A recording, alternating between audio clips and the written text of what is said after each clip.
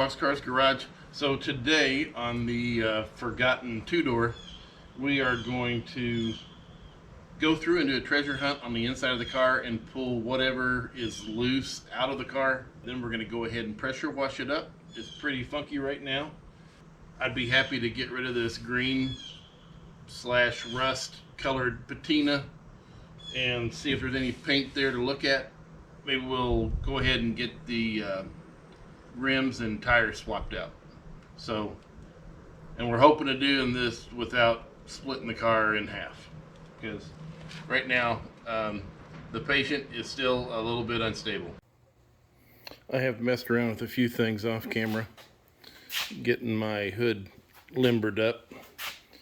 It's a nice straight hood. It's got some rust, of course, that I'm going to have to put some work into, but I'm happy as I can be with it so far. Right now I've got it, the hinges, they're sprayed with WD gel, and they're limbering up really good.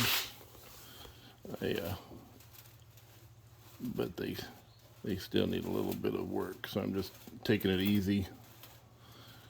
The previous, well, the guy I bought it from had opened up this hood and ended up removing the radiator, I don't know, about 6 months or so, and I don't think he went to the same level of effort, and I've got a little bit of a crease here that I'm going to have to work out, but I'm confident that I can get that as nice as the other side.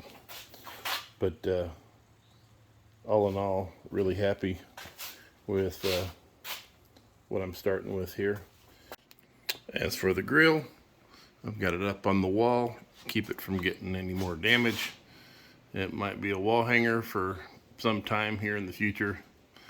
And this banjo steering wheel, I'm not going to get into that very quickly.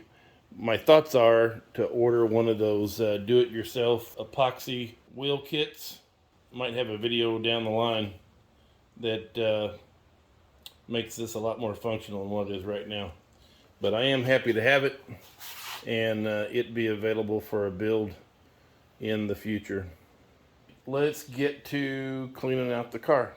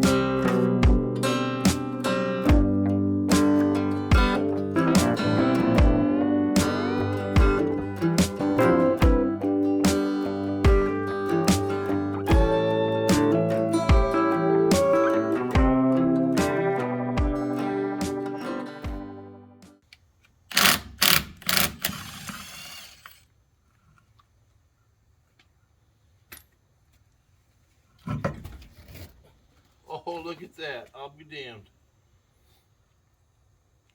That is a rocky hub. I had no idea that that was on there.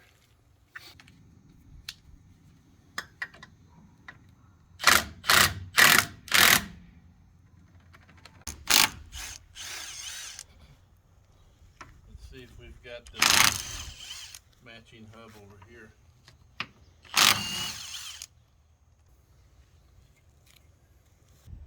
Okay, so it's the next day. Thought I'd go ahead and recap what we finished up last night. It got a little bit dark and wasn't able to picture some of the results. So we'll kind of go through that real quick. We'll talk about the way ahead. Let me flip you around. We got some decent tires under it now. Had those extra wire wheels laying around, so thought, hey, why not? The other ones were just too far gone.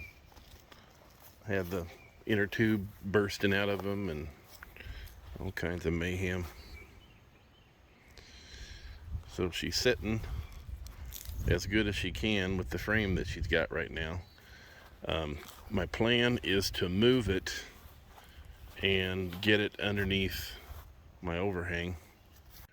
Once I get this car under the overhang, I'm hoping to make some metal structure inside here, and that should help with the settling that's happening of the car, just because it's not being supported properly from the frame.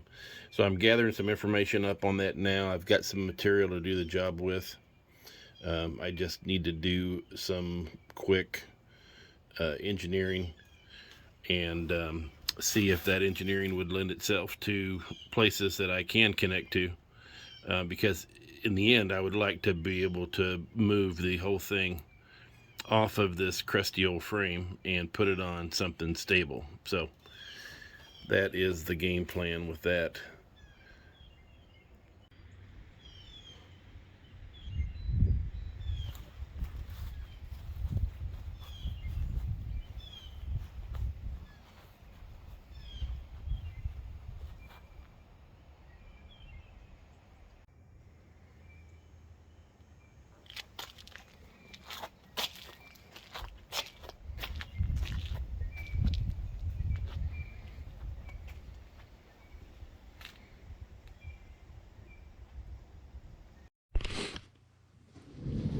Okay, so we got the car cleaned up and we checked it out, and it is indeed as bad as what we thought it was. And we even got some rims and tires on it. So we're gonna get this car underneath shelter in the very near future. And once I get it underneath the shelter, then I'm gonna do some inner bracing of the body. And I've gotten some interior measurements that I'm going to be using. My father's got a 33 Ford two-door, and I was concerned about the door openings because, you know, that is where the car, there is no door sill, right? So you've got like this big section of the car, and it is, you know, it's got a roof, and then you've got the front section of the car, and there's no door seals and there's no frame underneath there. So I was afraid that car was like opening up there at the door area. So I've got my dimensions, and the car is not too far off right now, but it's, you know, I don't know, I'm surprised it's not more off than what it is. I think it's about a 1/4 inch out right now that it needs to be pulled in. So 1/4 inch, we can deal with that. I also was afraid that you know, structurally non-existent frame was allowing the car to splay out at the bottom. And I'm pretty close there too, but I'm gonna pull it in with bracing as well and get the car locked down for, you know, the near term, and then it will stay in place. And it'll be key when we go to lift the body off of that and put it on a decent frame. It'll be key for that car to be, held together with an internal structure, kind of like a skeleton. So anyway, that's what we're going to be working on in the next video. I've got my material and I've got the dimensions that I need. So I think we're going to be ready to roll into that. And then once we do that, once we get the skeleton on the inside to where it's holding things together, I need to get off of this project and get back on the coupe. I can't have two projects going on at the same time. I don't have enough time already. So anyway, that's what we're going to do. I hope you got something from the video. This is kind of a continuation of, the excitement that exists when you bring in a barn find car, and some of the dirty business that happens when you're kind of working some cleanup and planning for that new exciting car that you brought home. So some of it is much more pleasant than others. But anyway, you got to do what you got to do. So thanks for watching the video, and if you've subscribed and you're still with me, thank you so much. If you haven't subscribed yet, sure could use you. And I'm at what, 692 right now, trying to make that magic 1,000 happen. And so we got a little bit to go. We got a little bit to go. So if you can help me out, that'd really be appreciated. I'll keep the content coming to you from Boxcars Garage. Thank you. Catch you later.